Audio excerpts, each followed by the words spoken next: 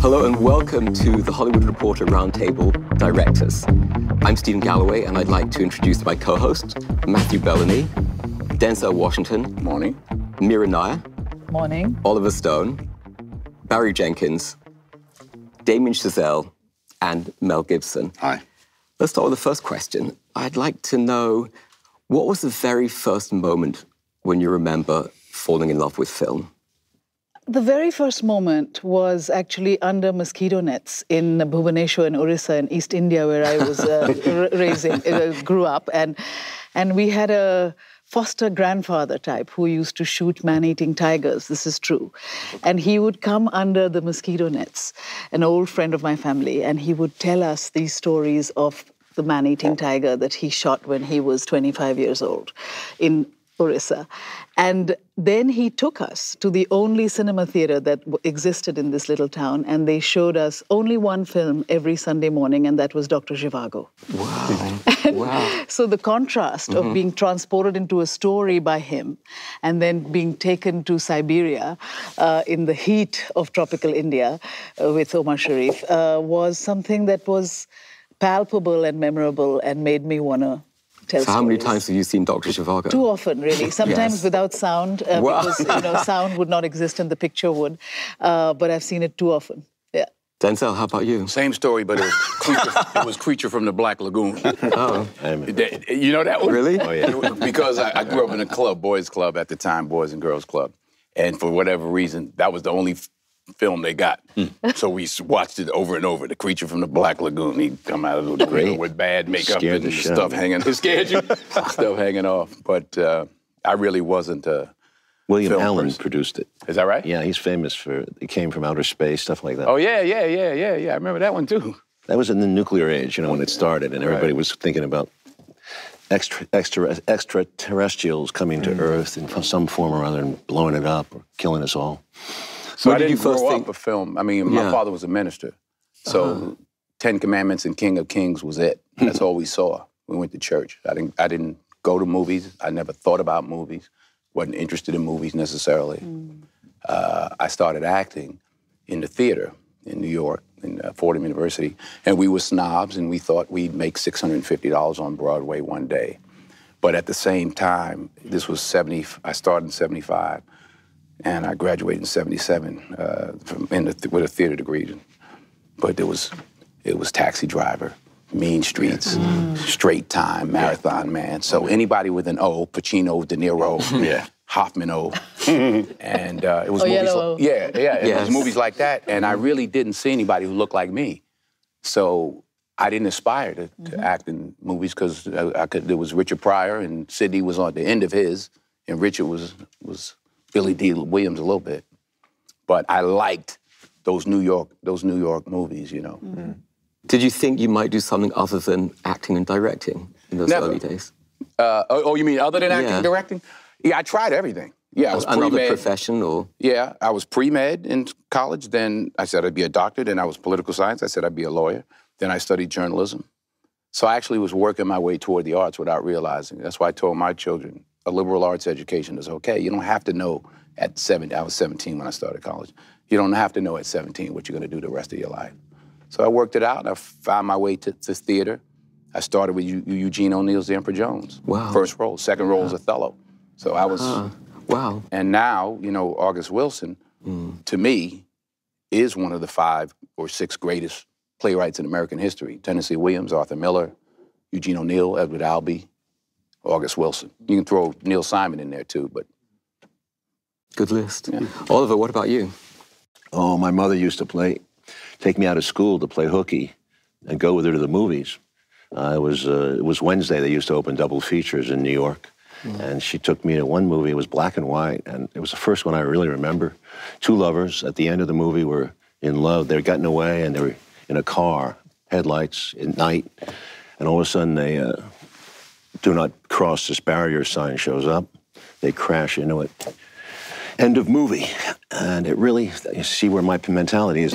Really. You haven't changed in all those years. But those were the B, they made B movies as the trailers sort of to the A movies. It was every Wednesday a double feature. Which one most marked you Which film? Well, I don't remember the name of it, you know. You never anything found with sex and danger. Yeah. Like the Hitchcock reactions to horror, you know. You grew up in New York? Yeah, yeah. You? Yeah. How come I didn't run into you? I was uptown. I was in Mount Vernon, the Bronx. But we used to go to 86th Street Theater. That's as far uptown as we got. Yeah. Barry, what about you? And by the way, it's interesting because you and Damien, you grew up with television. So you maybe had a different experience of discovering film. In a certain way, but no. I mean, similar to Denzel, I didn't really want to be a filmmaker growing up. It just seemed like it was beyond me. Never really thought, you know, I would see movies, but like I would, other than Spike's movies, you know, I would think, oh, you know, where's a place for me? But we were so damn poor that it just seemed like too far beyond. But I ended up at Florida State University, which is a big football school. And when they rebuilt the stadium, they had to put an arts program there. So the film school is in the stadium. So I'm walking to a football game and I see a sign that says film school. I go, oh, I like movies, let me try this out. First semester was terrible because I'm a little bit older than I look. We still shot everything on film. And I didn't know you needed light to expose film. So I was just like on the outs. And there's some really good filmmakers in the program at the time, like this guy Wes Ball, who does the Maze Runner movies. David Robert Mitchell was there. So I went to the dean. I was like, Dean, I kind of want to be here, but I need to figure this out. And so I took a year off, and I took a still photography class, started reading Sight and Sound, and I started watching, you know, everybody in film school, the films they made were like the filmmakers they were obsessed with. So it was a lot of Spielberg knockoffs, a lot of like Wes Anderson knockoffs. I was like, well, I want my voice to be different. So I started watching nothing but foreign films. I went to Blockbuster, and I chose the foreign film wall, and I just randomly started picking things off. I remember seeing Tarantino's face on the box for Chungking Express. And I was like, why is Tarantino on the box for Chungking Express? I think his company put that movie out in the States. And I just watched that film, and I was like, I've never been to Hong Kong. I have no idea what this is like. I don't really read subtitles, but this is amazing. And I was like, I want to do this. And I was just hooked, man. Wow. I was just hooked. Damien. How much has music been a through line in what you've wanted to make in films? You know, movies, it came first, even though, I mean, there was no... my dad was a music, or still is, just obsessed with music, and so there was always a lot of jazz playing in the house, or blues, or you know, just kind of. He's French, and I think a large reason why he moved to America was because he was so obsessed with 20th century American music. So those were the heroes in the house. But movies, he had no interest in movies, really, and movies were just something that, I don't know, yeah, I mean, it's probably what was playing on TV, and I think the first movie I saw was Cinderella, that happened to be on TV. That's what I'm told, at least, and I just sat and watched that over and over again, and I became, one of those kids that very early on was, like, glued to that experience of being just completely transported. So it started with, like, the Disney movies, you know, when I was at that age. I remember like one of the most formative movies that I ever saw for a very specific reason was Glory. Oh, yeah. And the reason it was so formative was I didn't know that characters could die at the end of a movie. Even though I knew some of the, you know, Shakespeare stories and things like that, I knew that it was allowed in theater and maybe old stuff from the past, but for whatever reason, it just never dawned on me that a character would die at the end of a movie, a main character.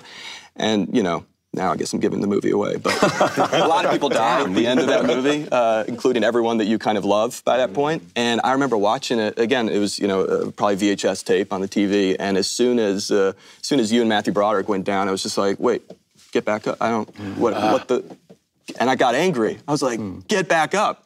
And it just kind of, and then I went back and watched that movie like 100 more times. And so every movie at that age just kind of affected me on this gut level. And I think there was just some emotional connection that I found I didn't have with anything else, any other art form. What about you, Mel? Man, I didn't go to the big screen. I didn't go to a big dark room with public dreaming. I had a lot of brothers and sisters, and no one took us to the cinema. So my cinema experience was at home on a little black and white, one channel. And you just digested whatever came along. I was like a hydra, you know, something would float by. Oh, wow, you know? Yeah. And I used to regale my parents with, like, at the age of 4 by doing, you know, drinks at the Ambassador with my brother Bob. You know, I used to do, everything I saw was emulated somehow. So it's just, I drank it all in. But I'm with Denzel. I'm from the same era as you.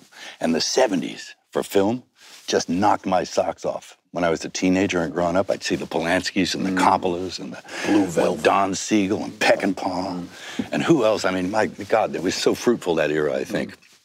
You weren't in there, were you? I was earlier, 60s. Yeah, 60s, yeah? Wow, it's crazy Well, time. Waterfront was the first significant film Fantastic. I remember, because it was in black and white and it was in New York. Yeah. I remember watching that on black and white TV, and it blew my... That's when you fell in love with film. Is there any... No, that was... I never thought I could make films. I was out, no relatives, nothing. I was just loved... My mom loved going to the movies, my dad too. Is there ever a moment... Curious, anybody here thought they wanted to be a filmmaker as a child? Not you. Yeah, me. Not at all. Oh, you did? Yeah. How old? Well, I can't remember wanting anything else. But I think it was a matter of like figuring out what that was. But again, it's like first movies I was really connected to were animated movies, so I drew a lot. I thought I'm going to be Walt Disney. That's my dream. and then it became I'm going to be Spielberg, and then it became et cetera. So that was like it was whoever was. It's funny because your first film, you can feel that. Your first film is, I mean, it's like this shoebox movie that is just so epic. It's like black and white. You shot it on film, right? Yeah. It's amazing. It's like this musical, but like this Peck and Pod doing a musical kind of thing, like in Boston. And you can tell. Like everyone I loved, I kind of stepped into that. But it's yours, Yeah. But it's yours. It's totally yours. But isn't the first step, of a great artist is imitating, and then the second one is actually saying, I want to do it differently? sure. Well, Oliver? it comes from the principle of loving to tell a story, of being transported by a story of some kind. And that was my first springboard. I never dreamt of cinema. I discovered cinema when I crossed the ocean to come to Cambridge, Massachusetts. And it was in Science Center B at Harvard that I saw the Apu trilogy for the first time, for instance. Because in India, we either saw sort of very middle-brow Bollywood, if you went at all. And I was like, really, these folks, I didn't get drunk on movies. There weren't any. I lived in a very tiny little town. So it was first the idea of being transported by a story, whether it was in traveling theater that would come through the village or whether it was reading. And then for me, the passage was through theater, through becoming an actor and really coming, performing on the streets in Calcutta, performing in the stages, Shakespeare a lot, experimental Western theater a lot. But movies came literally after the age of 20 when I discovered that, there were all kinds of movies to be made beyond the Bollywood fare that sometimes I would see, So that was a real eye-opener to see Battle of Algiers was the first film and the only film perhaps that I ever would have wanted to direct. I see that film every few years because it's just as modern today and as topical and as political and as kind of provocative as it was when it was made in 57, I think. The idea of what is a movie and what can it be came to me much later, and that's why my education is spotty, and yet I gobble everything that I loved, and I see the 70s movies were a big thing. I mean, Blue Velvet, Apocalypse Now, it was just an amazing thing for me to see. Is there ever a moment where any of you fallen out of love with film? Sure. Several Really? times. Good question. Oh, really? Yeah, it's a long road. Yeah. When and Sure, why? you know what I'm talking about. During the shoot, right? Yes, a long shoot. Give us an example of that, though. It's personal, it's tough. It's a long haul, and you go through a lot of defeat. There's a lot of setbacks for everybody. And we have some successes here and there, but it always seems like there's more failures than successes. It's like going to battle or something. You feel like you're a general and you have troops, and sometimes it's a good gang, and sometimes, there's a few of them lacking, and you get left behind, and they leave you hang you out to dry, and sometimes, there are many frustrations, I find. You're talking about winning and losing. I'm talking about, I'm saying you can't always fix the army. It's always going to be different. But the important thing is the process. And the process gets wearying. I mean, you guys don't know yet, but it can be really wearying. And then you always have to adapt and change. And you change environments. You become another person. Every film makes you reassess where you are on the evolutionary scale, I think. But was it actually a moment where you said, I'm leaving film, I'm going to do something else? Well, that might happen now, who knows? Yeah. You have to get yourself up to do it every time, especially at our age. My age, not yours. I started with puppet shows. I was just thinking about what she was saying about Shakespeare. I didn't know Shakespeare. I couldn't stand Shakespeare. I couldn't understand it. But you English are different. You're educated. I puppet shows. Colonial style. In France. We put puppet shows on to make money for my families. We force them to pay. They come and see it. And, violent, beat each other over the head like a Mel Gibson movie. And Conguignol, they called it. You've heard of it. Yes. Puppets are great to learn because you handle the whole thing. Punchinello? Yeah, it's kind of that, but it's... That's a puppet, though, right? Punchinello? Yeah, but it's more... It's a puppet, Punch and Judy, sure. Oh, okay. Yeah. You beat each other over the head with, right. with a stick. What about you? Have you ever thought of stepping away from it? I did. Just from the business. I had a defeat. And I said, you know what? I'm out. It wasn't healthy. That's right. Yeah, it wasn't healthy, to be honest with you. I didn't plan on being a director. Someone gave me a script and kind of forced me to do it. And I remember talking with Philippe Rousselot, the cinematographer, and I was like, well, where do you put the camera? This was long before we were shooting, not the first day of shooting. But, you know, I'm like, he said, well, you put it in front. I said, huh? He said, I don't know either. We put it in front. I thought there was some magic formula. Best advice, He said, you put it in front. I said, you can put it behind? He said, yeah, you can do it. You put it in front, you put it behind, and we shoot. I said, oh, okay. So there was a lot of fear going into when I first directed. Yeah. More fear than when you go into acting? Different kind of fear, because 200 other people are sitting around waiting for you to, you know, tell them what to do. Acting is that fear more on stage. You know, your first preview, I did, well, I've done 3 Broadway shows in the last 10 years, but one of them, I forgot which one now. Maybe Fences. The first night, we were sold out. I'm not sure if I remember my lines yet. And you don't, you know, they say, oh, if you lose that feeling, then you should quit. I wish I could lose that feeling, you know, for that night, you know, and it was just sheer terror. Or you got to go out there. They're waiting, and you got to go. So as a director, when I was working on Antoine Fisher, we had a scene down in San Diego at the Naval Yard, and there's like 10 ships and 20, not 20,000, felt like 20,000 people, maybe 3,000, 4,000. And I didn't want to come out of the trailer. I was like, oh, I can't do this. I said, I don't know what the heck I'm doing. I got myself in trouble. And the AD actually talked me into coming out. And once I got out, all right, then I was off to the races. And I had been shooting for 2 or 3 weeks. But then I got to this big, and I was like, what have I done? Literally. What did he say that got you to come out? I forgot. I don't know. Ka-ching. No, I didn't care about the money. I'd have paid off everybody just to go home and get somebody else. But And when you say you had that setback, was that as an actor or as a director? as an actor. As an actor. Can you tell us what? Nah. But I'm like... no, we're not a setback, but I ain't gonna tell you what it is. Damien? Oh, no, I was just, you know, in terms of like setbacks and acting versus directing, I mean, I've, like, you were talking about music earlier, like performing music was a big part of my life growing up and into my 20s. And eventually I just couldn't handle I mean, there were many reasons. I was never gonna be good enough. It was one of them, but I also just couldn't handle to me, the particular kind of terror that came from performing on a stage or performing in front of people or performing, period. You know, and so I have this, like, I'm in awe of actors, chiefly for that reason, because the sort of exposure level is greater than I ever had on a drum set. At least on a drum set, you got cymbals behind you, and you're slightly hidden. But to me, as nervous as I get directing, I get really nervous, you know, before the first day of set or even on set. I get nervous at screenings, but it's never a touch of the kind of gnawing fear that I ever felt as a drummer, as a musician. Did your actors on La La Land feel that kind of terror? Mine's still the terror. And no, you know, well, I mean, maybe, I don't know. I mean, they're much better at handling it than I am. I think we were all nervous. We all knew that we were kind of doing something a little, you know, you kind of, with a musical, if the musical goes off the rails, it can be ugly. So it's like, I think we all kind of knew that, but they're able to not let the nervousness translate into their work, and that's something I was never able to accomplish. Mel, could walk us through one of your most difficult days on the set of one of your films? Oh my God. Because your films often have huge spectacle, hundreds of extras, actors everywhere. Give us an example of a terrifying day. Yeah, there's like 3,000 people on the set. You got 9 cameras.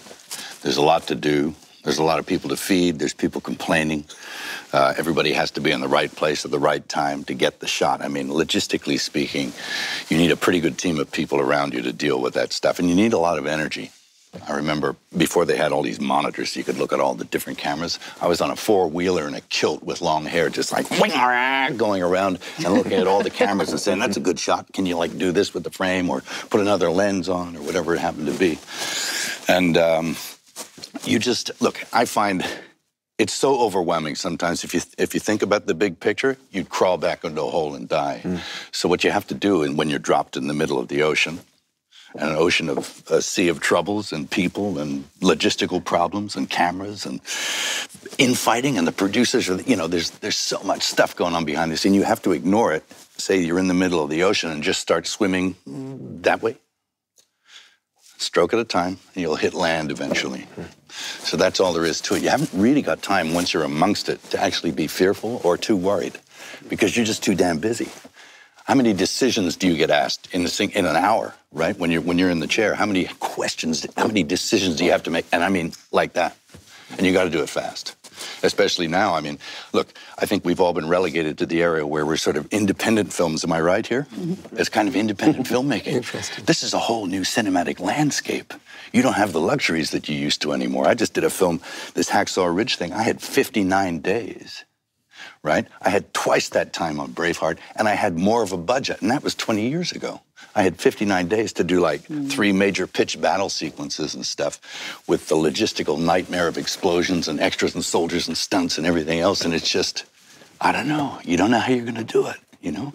It's trying to cram like 10 pounds of, you know, shit in a 5-pound bag, you know? It's impossible. There's a great beauty in looking into the eye of the storm and just having that one thing to focus on when you're directing a film. I mean, it's all this machinations, everything. You might have all of this at your disposal or to be controlled, but there is a real sort of almost a simplicity to be in that state of shock, of shock, but also of complete focus that is what you're looking for. And you will not stop until you get that and all these elements to come together. To get that moment, hopefully an epiphany, but most likely not. Yeah. You have to create the epiphany later. It's interesting. I find it under duress, you actually make better decisions, and when you're pushed, I actually get calm. I remember being on an airplane when I was 21, and one of the engines caught on fire. Oh, wow. And the hostess freaked out. Wow. Right? She's like, oh my God, we're all gonna die.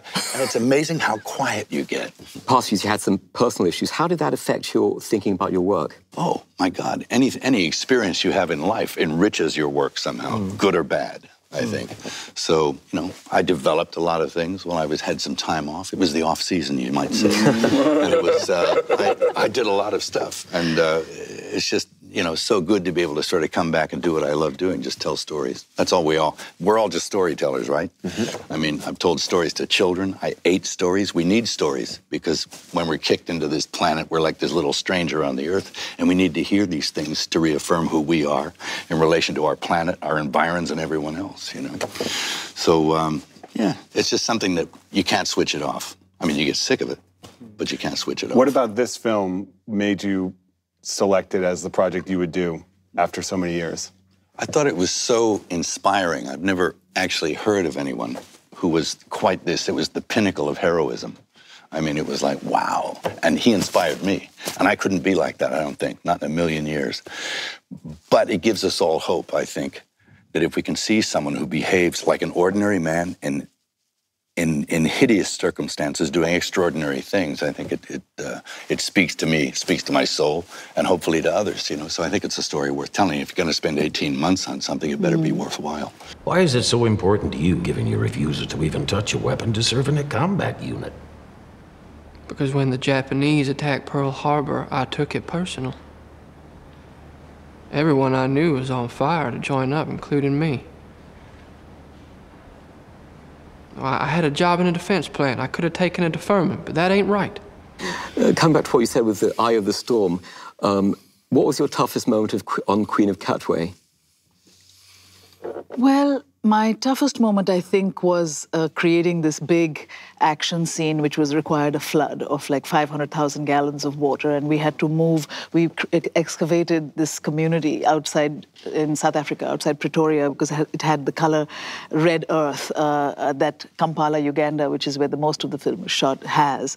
So we excavated this place. We built a partially built a church, and then we had to flood it with water.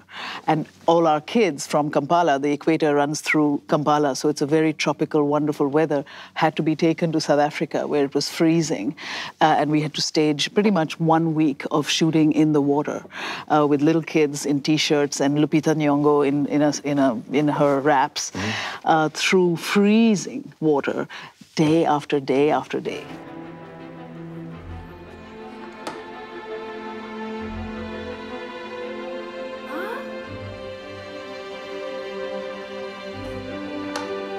Checkmate! She won! She won! Fiona's won! Hey, Joseph, you are not serious. A girl has given you checkmate. What?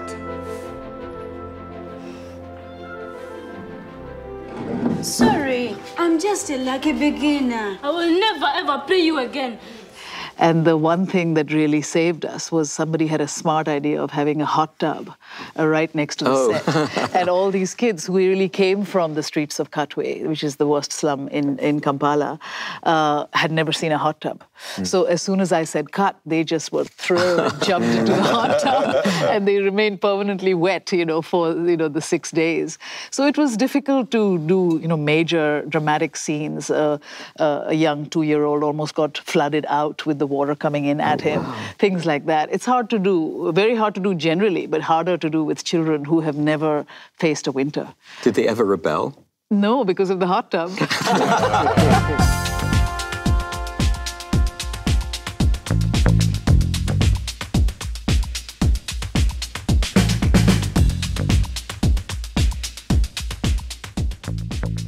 Have any of you dealt with a cast or a crew rebelling against you or questioning? I have. Have you? What happened? I was shooting The Reluctant Fundamentalist, which is a political thriller set in Lahore. And I had a major actor, and there were 2 actors at a table talking. And a large part of the film was like that, so we had really done a lot of rehearsal. But on the day of shooting, and it's always a race against time and money, for all of us, I think, here.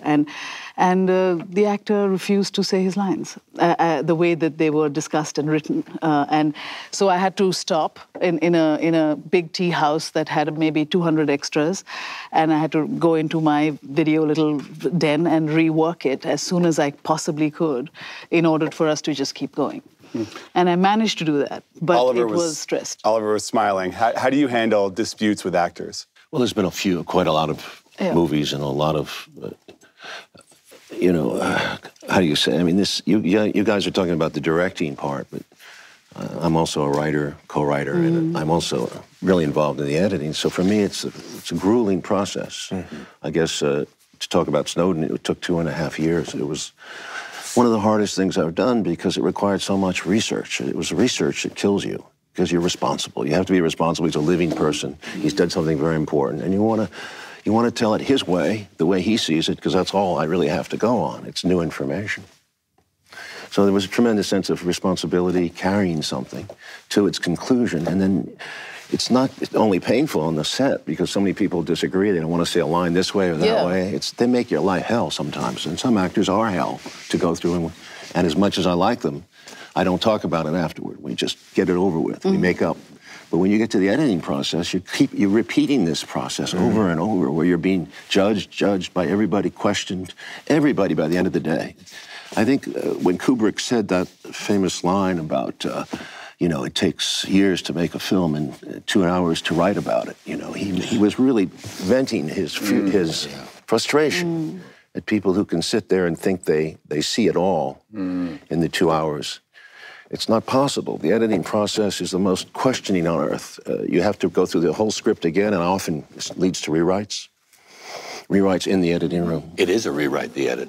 You're dead by the time it comes out. And then when you have the review part, the marketing part's the worst because it's so frivolous at one point, and it becomes a group think. It becomes a bunch of crows on a telephone pole. I mean, they think alike. They leave at the same time. They come at the same time. It doesn't matter. He's right. Kubrick is right. There is an eternal thing in this film, and you must address that when you edit and write and direct. how did you fight with Snowden himself at all? How did you come to meet him? No, he's a very forthright young man. He's very square, like he looks, and very much straight arrow, a Boy Scout.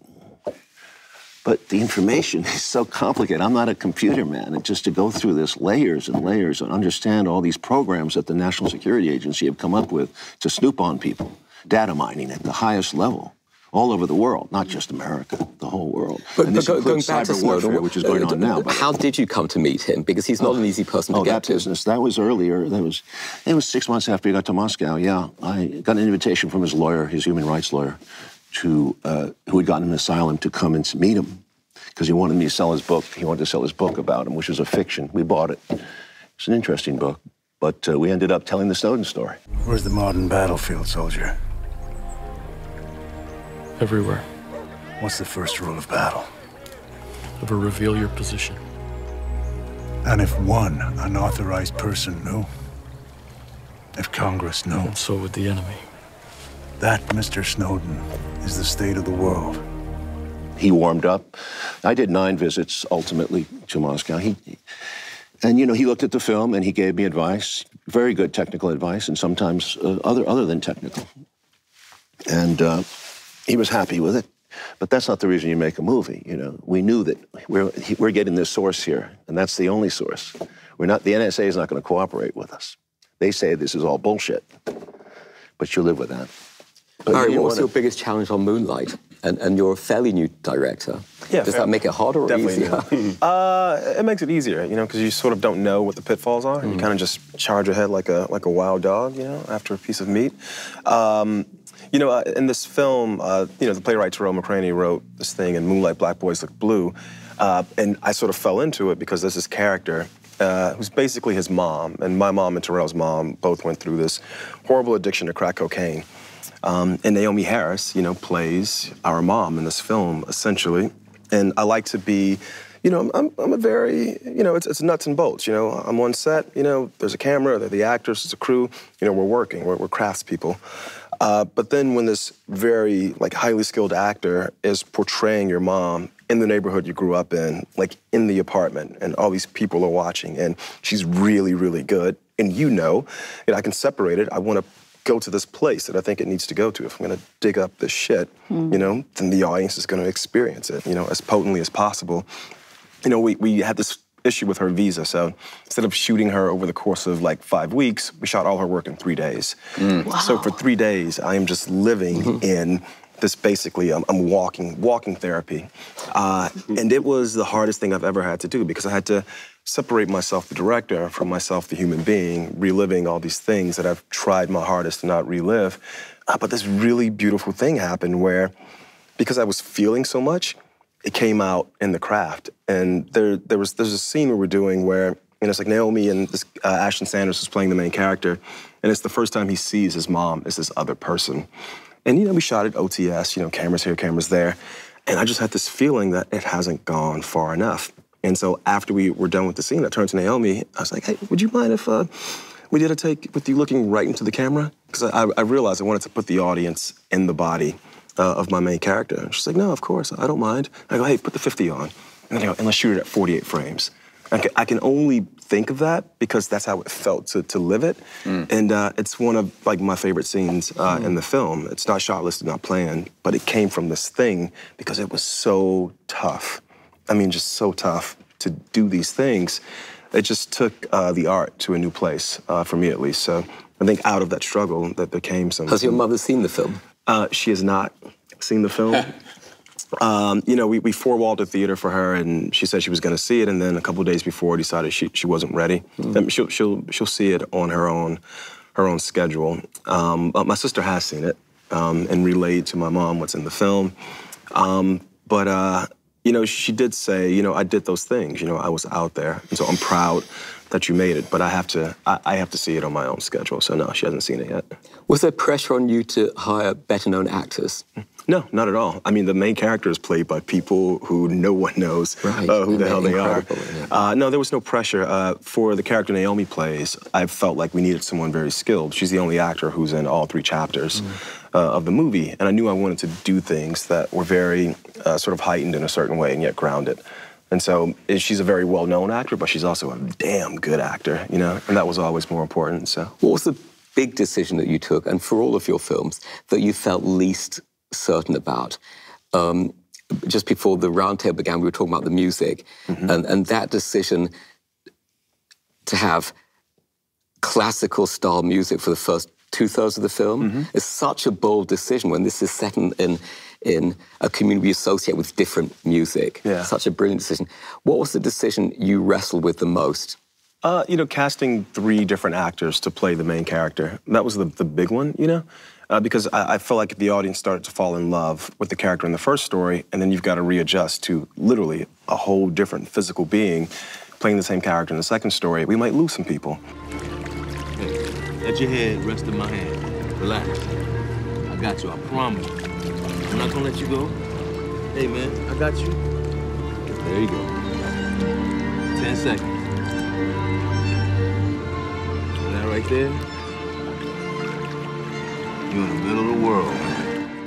And then with the guy we cast in the third story, this guy, Trevante Rhodes, he shows up, and you know, one of the themes of the film is this idea of masculinity run amok. And so this actor walked into an audition with, like, I mean, just huge muscles. And my gut reaction in the room was, this guy's totally wrong. But then he started reading, and I just saw the sensitivity in his eyes. I go, oh, no, he's totally right. If the audience can have the same reaction I just had in the audition process, we'll win, you know? Like, this is gonna work. But then we got on set. In the first 2 days, it's just this guy walking around in his boxers because of the way the schedule was. And I was like, oh no, this is wrong. This is so wrong. What the hell am I doing? And then he did this scene where he has this phone call where this guy from his past calls. And I'm sitting there, and we actually did this thing where Andre Holland actually was on the phone with him. First time he's hearing his voice, and I saw that wave, that pulse of sensitivity and vulnerability again. And I thought, oh, okay. It's right. You know, we did it right. But it was a leap, and it was the only leap I had to explain over and over and over again. But everybody had my back. When you did Fences, what was the toughest sort of intellectual decision? You're taking a play, and you've kept it largely centered on one place. To direct it was the toughest decision. Scott Rudin brought me the August Wilson screenplay 7 years ago. And I read it, and I thought it needed work, quite frankly, a lot of work. So I said, well, I haven't read the play. So I read the play, and it said Troy Maxson, 53 years old. As well, I saw James Earl Jones do it in the 80s, so I'm thinking, I always thought I was too young. When I saw 53 and I was 55, I'm like, wait, I better hurry up. So it's a true story. So I called Scott Rudin and said, I want to do the play. He said, you want to do the play? I said, yeah. I said, can you raise the money? He said, I'll call you on Monday. Raised the money, we did the play. Great success, multiple award, you know, Tonys, Viola Davis, you know, everyone. So this was actually, of the 3 films I've directed, the easiest way in because we had performed it 114 times to great success. But what I didn't know, I knew Troy. I didn't know everybody else. So that was a process. The play takes place in the backyard. I hate the word opening it up. I just said, well, where else can something take place? Well, it's a house. So we can be in the yard and we can go in the kitchen. We can go in the kitchen, we can go in the dining room, we can go in the front room. We can go out in front of the house, we can go upstairs. So I was very careful over really 2 years, just trying to figure out where I could maybe do a scene and how, now what does that do? You know, does that tilt the whole thing in the wrong direction? Decided 17 years ago that boy wasn't going to get involved in those sports. Not after what they did to me in the sports. Why don't you just admit you were too old for the major leagues? For once, why don't you just admit that? I'm telling me I was too old. I just wasn't the right color. Hell, I'm 53 years old, can do better than Selkirk's 269 right now. How are you going to play ball when you were over 40? Sometimes I can't get no sense out of you. I got good sense, woman. I got sense enough not to let that boy get hurt playing those sports. If there's 25,000 words in the play and 25,000 words in the screenplay, 24,900 of them are August Wilson's. So I added a, you know, thing here or there or something like that. But it was a process, an organic process, as opposed to just open it. We're gonna open it up. What does that mean? We can do the scenes on the roof, or we're gonna fly to Texas, or you know, what does that mean? And we were fortunate to be able to shoot it on the hill in Pittsburgh. So what I got from the people, old man, he used to want to always cook food for us. Mr. Greenlee in the backyard couldn't hear. You want some coffee? Not today, Mr. Greenlee. Huh? And he'd always come, I'm going back inside. You getting ready to shoot, huh? Huh? He could never hear. So all of those people, all of that feeling, how they take care of each other up there on the hill.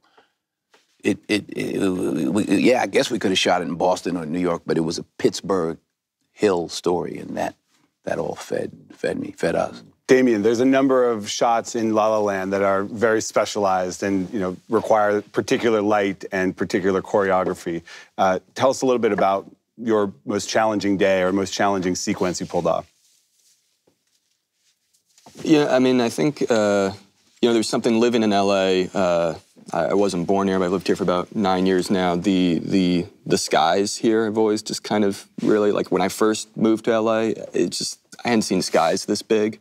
And at certain times of day, this colorful, and just this certain way, especially like in the valley, when we call it magic hour or whatever, but it's whenever the sun starts to begin its dip, there's something really truly Technicolor, I think, about the sky. And so if I was going to do a Technicolor musical, I wanted to use that sky and try to really milk it. And try to use it for what the 50s musicals I loved would use painted backdrops for. But that, of course, imposes its own kind of challenge. So we wound up doing, sort of a couple key sequences, but the most challenging one was this duet dance between Ryan and Emma.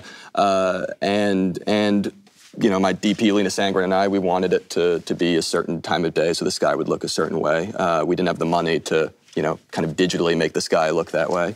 So that gives you a half-hour window, and it's a 6-minute unbroken, dialogue into singing, into dancing, back to dialogue shot on a crane. So,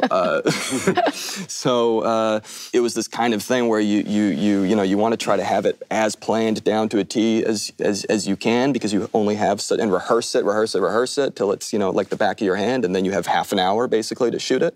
And we would just cram in as many takes as we could into that half-hour window. And we came back the next day, so we had 2 nights to do it. We wound up using the second take of the second night. So I'm glad we got the second night, because the first night didn't give us the take we needed. But the challenge, I think, even more than that, is to try to make it not seem like you did all that while you're shooting it, right? Is to try to actually make it seem like, oh, they just happen to be walking, and now they're dancing, and oh, look at that sky, huh, that's nice, and it's just so it's just kind of unfolding, and like no one did anything. She captured a feeling, sky with no ceiling, the sunset inside a frame. Here's to the ones who dream.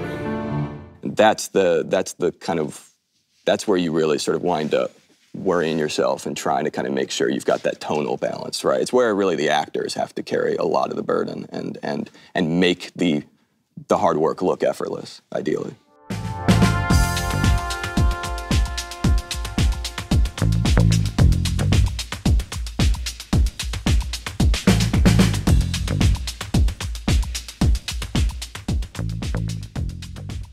Is there a part of the directing process that you love the best, and is there a part that you really don't like?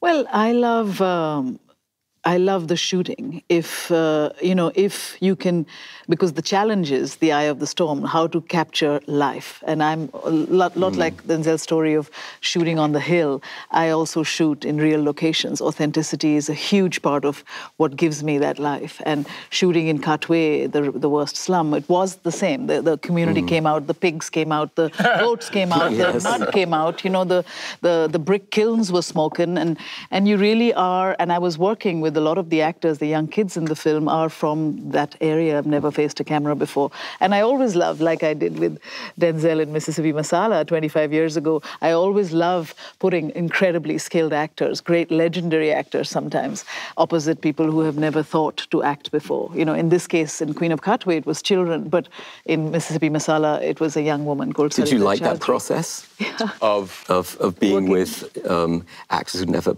acted before? I didn't know. I didn't know she had not acted. Oh, I know. That was you were completely comfortable with her. No, I've worked with some actors that need to stop. The real experienced actors that really should quit. But that's the beauty of picking the right kid in this case, you know, the children. So it's that alchemy I also love. But and what do you not like? What I really don't like is always fighting against time. And again, with working with kids and Disney financing this film, it was an 8-hour labor law, very strict, no matter if you were in Uganda or in Los Angeles. So there was one Disney executive, and he was this guy, he always reminded me of the Seventh Seal. So when he would come on set, I knew that my children were going to be taken away. Because I was literally in the shot, and I have had 2 occasions in which they just literally lifted my kid and took them back. Even though these are kids from this, you know, right there, and we all rough and tumble and we work really long hours, it doesn't matter, but 8 hours meant 8 hours. So that was tough, you know, in the middle of a shot, literally, there's no going back, you know, it's not like an actor you can beg and say, do you like the shooting process, or do you prefer the writing, the editing? It's titillating. Just made me laugh. I was thinking we were shooting this very tough scene at the last day of World Trade Center, and I had cast a child actor, and it rode all on her shoulders. She had to do one thing only, run to her daddy and get swept up in his arms. And she was a little prima donna, and all of a sudden she decided she didn't want to do it, you know. And we had 500-600 extras at a picnic overlooking the New York skyline. End of day, last shot. Oh, Jesus Christ. Meanwhile, there was a little girl there that I loved her look, and she was smiling, and she was sort of a stand-in, I think. And I just said, fire her. Hire her. Wow. That little girl ran right into those arms, and it was so beautiful, such a shot, and ended the movie, too. That little girl, I owed him. What do you not like? Breaks you get. It's fun. What do you not like in the process? Oh, gosh, there's so much not to like. You know, as you say, you fight with everyone at some point or another. Your DP, your production designer sometimes lets you down, doesn't agree with you. Sometimes an actor or actress says, no, I don't want to say that line. Well, you said it in rehearsal. Why can't you? We did it in rehearsal. I thought we understood each other. I like rehearsal. I like to agree, so I had to avoid these things on the set. Well, she didn't want to say it because it was personal to her. It hurt her. Am I getting old? Something like that. It was the line to her son. And I said, fine, then don't do it. And we shot a couple of takes. It was silent. And let her hear herself. Let her hear it, feel it. She felt the deadness in it. Sure enough, she came back and she did it. You know, there's all those challenges where how do you play mental games with people? How do you get them to do something you think is right? And you could be wrong, too. What did you like and not like about the process of working on Hacksaw? Oh, my God. I loved everything about it. I mean, the actors that I got, for example, I mean, I've worked on films where you know, you had actors who never acted before, ever. You know, a whole cast of them on this film I did called Apocalypto. Right. Yeah, I love that. And it was that was a very interesting. It's time consuming, but it was very rewarding. And I found out that I'm actually not a bad acting teacher because I would instruct them. I said it's all about breathing. And they believed me. They looked at me like I knew what I was talking about. I said, just breathe and just emulate the pattern of the emotional state you think that this person is in at this point. Then breathe and just think it, and it'll just magically happen. And by God, it sort of did. It was like, maybe I'm onto something, I don't know. But, oh my God, what was the question again, though? What do you like the most and what you feel uncomfortable with? I mean, it's interesting because Hitchcock hated shooting, famously.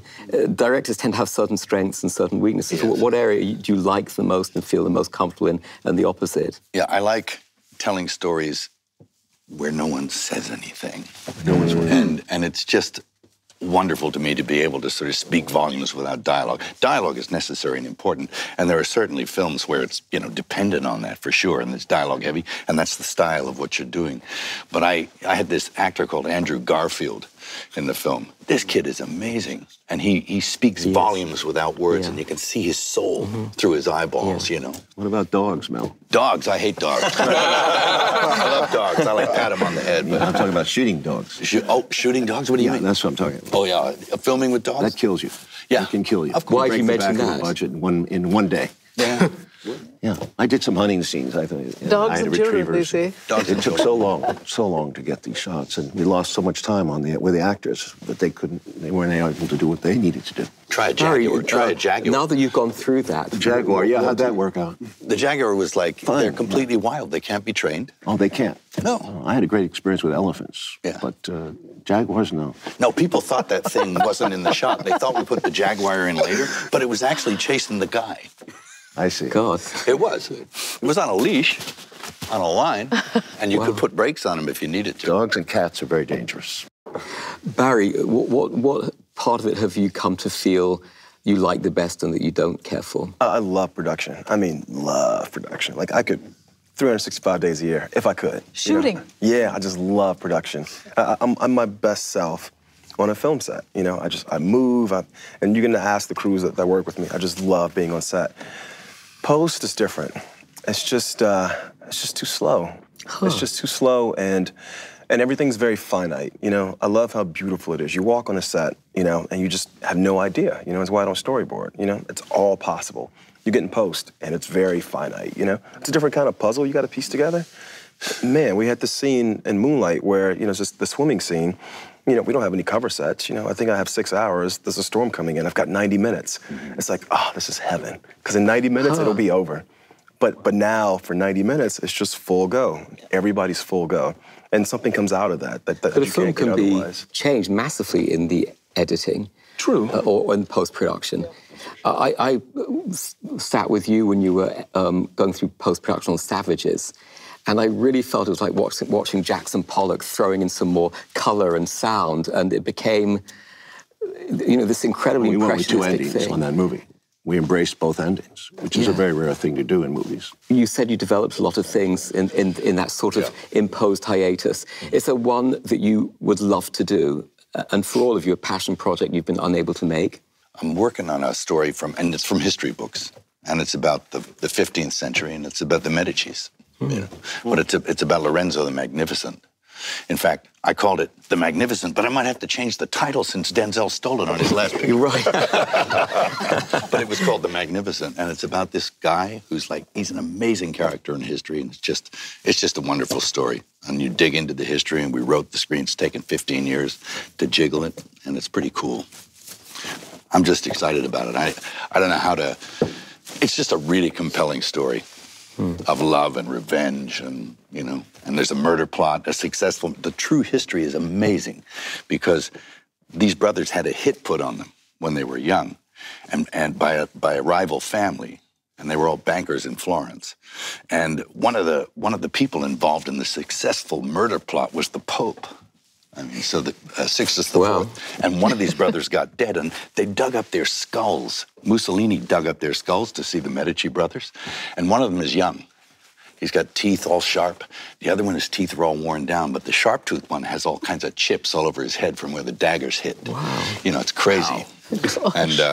And Florence at that time, wow. In the 15th century, what a world. And everything was changing. The thought was changing. And, you know, the art.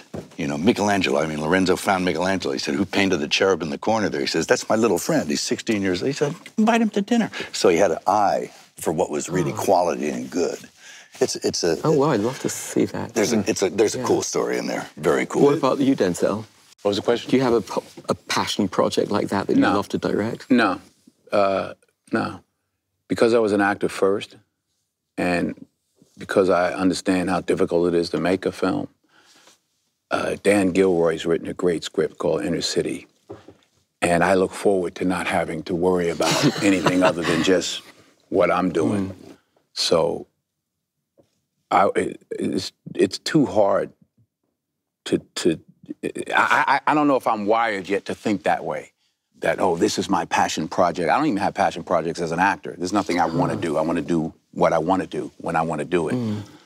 And so no, I don't have a passion project. But I know it'll be a while before I do it again. Oh, right. Yeah.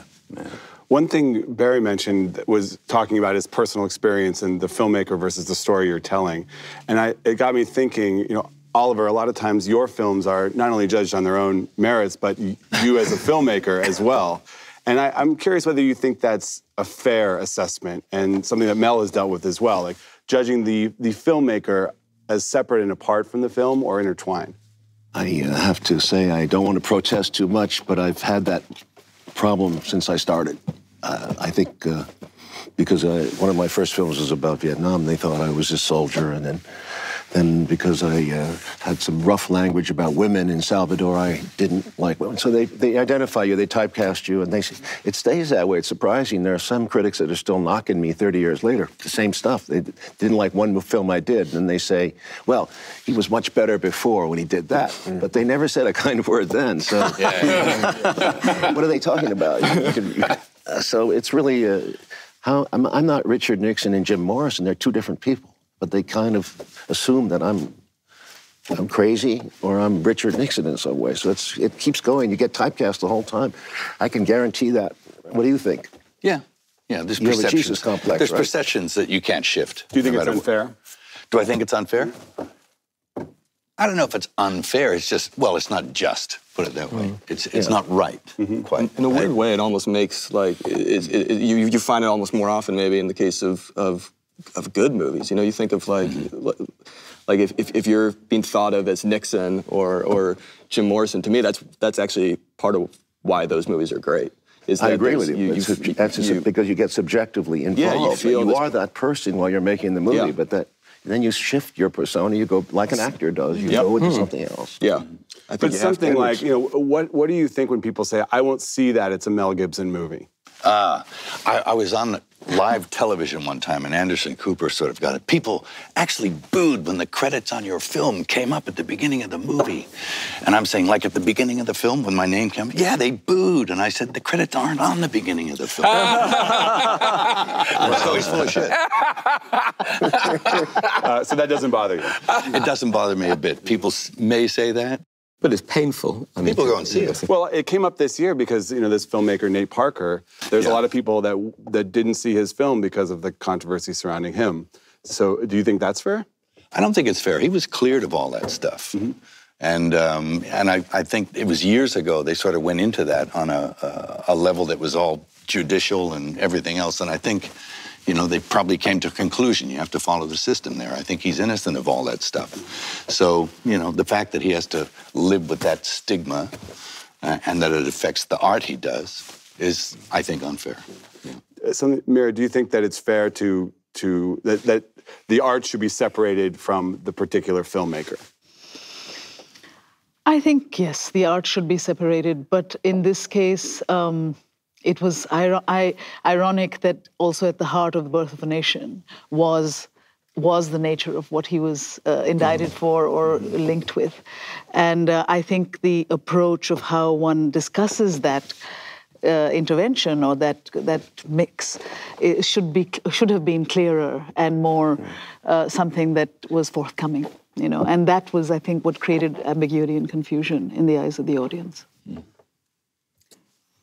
I want to ask you one question. I think we have to wrap up, but just going back and looking at your lives before you became filmmakers, what was your first job or what was your worst job that you had before you entered the film business? I was a garbage man, like Troy.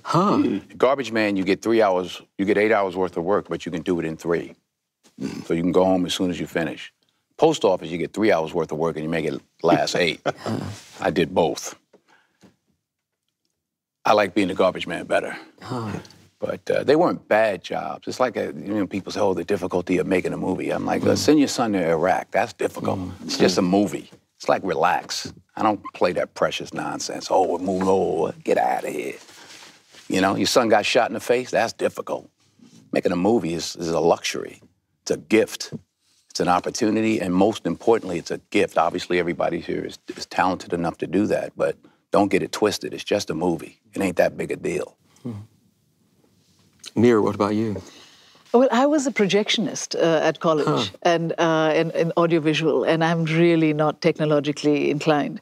So I remember showing films and not sometimes getting so involved with the film. I mean, this was Satyajit Ray's The Music Group that I forgot to put the slack up, take it up. And suddenly the emulsion is just like piling up around me, around up to the knees, and the audience is there, so I'm just keeping on changing reels. But for me, I'm like getting embedded in film.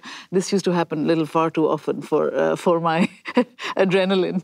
Oliver, what about you? Well, you were... I was a lot of things. I was, as you know, I was a soldier. I was a merchant sailor. Before that, I was a teacher over there in Asia.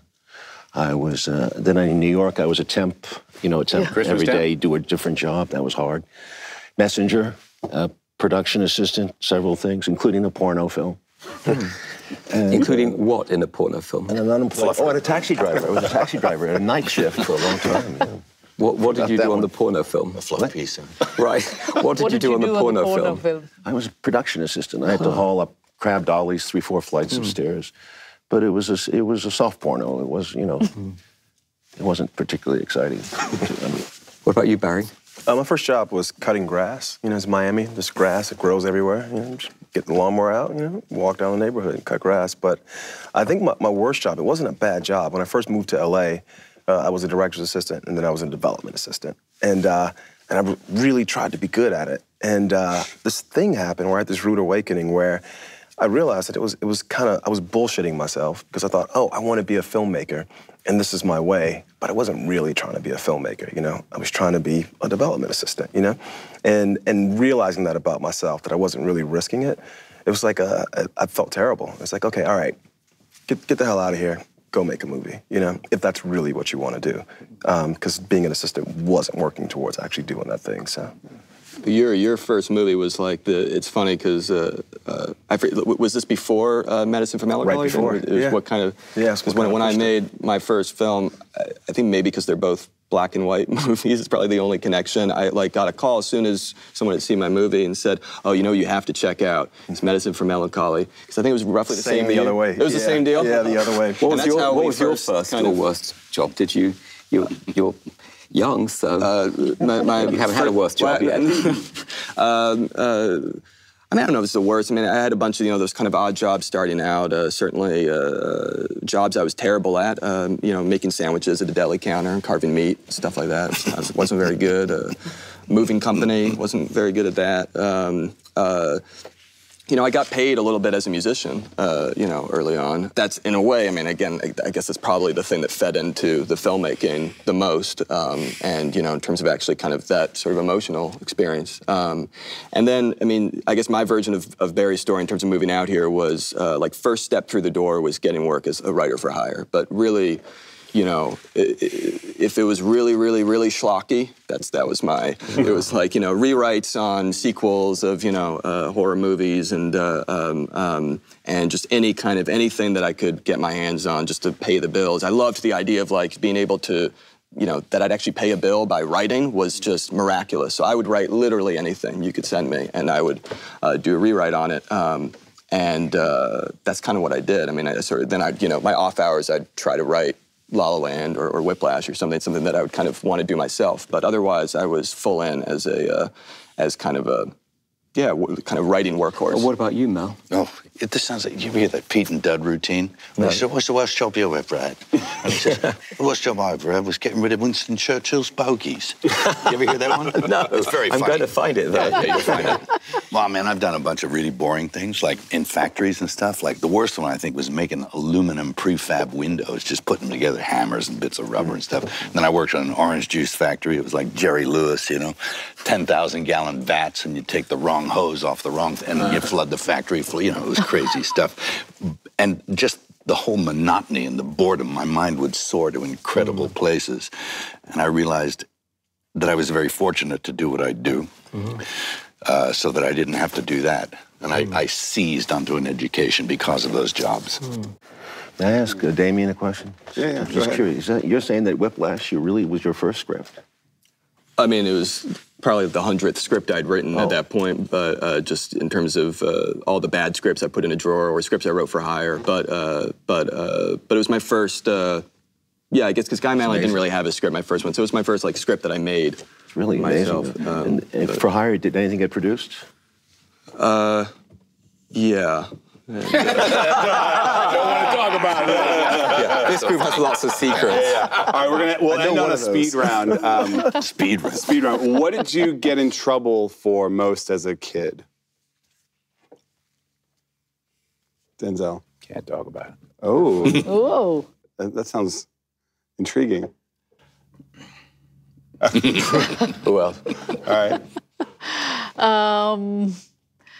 Being in an open-air truck with 16 young men and being spotted by an uncle as we went under a main bridge in Delhi. I was off to rehearsal. I was the only female actor in a play, but to be seen with 16 young men in broad daylight in Delhi was not a good thing for a good Indian girl. I think you got the question backwards. For me, the trouble starts later. I was a pretty good kid. Okay. That's a pretty good kid, too. Really? Yeah. Yeah, it was. Okay. I mean, I remember once getting in trouble for, like, we were really poor. We would get the welfare cheese. And I remember I was begging for this fucking welfare cheese. I was, give me cheese, give me cheese, give me cheese. We put it in the microwave, put it on 2 slices of white bread. And I remember, to teach me a lesson, my grandma sat me down one day with the whole block of cheese, block like this big, and she made me eat it. She made me eat it. And I didn't get through all of it, obviously, but the lesson was, you know, we eat this because we have to, not because we want to. Stop asking for this damn cheese. So. I want to modify. I want to put a footnote on that. My issue when I was young was fear. Scared. Don't want to do anything wrong. And I think a lot of kids live with that, too. Fear of not doing something wrong. Fear of anything, everything. Teachers, authority. Doing something wrong, that internal conscience, all that stuff. How'd you get over that? I haven't. Damien? I just have one memory. I got in trouble a lot as a kid. I was a handful. But my one memory is which I thought I wouldn't get in trouble for at all, was my mom was getting into her car, pulling out the driveway. I thought, oh, it's gonna be awesome to ride atop the car. So I just kind of jumped on and like held on the top of the car. I'd seen it in movies. I thought, this is what they do. And my mom realizes before we like actually get out the road, and that's the most trouble I've ever been. So riding the roof of the car. That one lasted a while. I tried to. I didn't even say, it's not an exciting story, because, you know, if she hadn't noticed, I would have just ridden wherever she was going, down the New Jersey Turnpike. But yeah, it didn't get that far.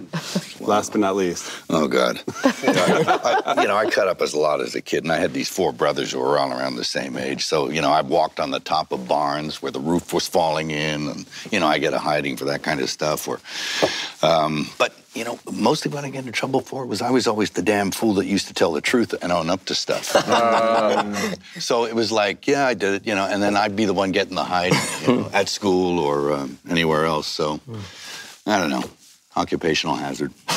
Good, right, well, perfect. On that note. I would like to thank all of you for taking part in the Hollywood Reporter Roundtable's directors. Thank you very much. Thank you. Hi. Hi. What's going on? I'm Alicia Keys. I'm Taraji P. Henson. John Favreau. Jeff Bridges here. Matt Damon. Naomi Harris. Thanks for watching. Thank you so much for watching. Thanks for watching. For more videos, be sure to subscribe. I guess subscribe online for more videos if you want more of that stuff. I don't work for The Hollywood Reporter. They paid me to say that, though.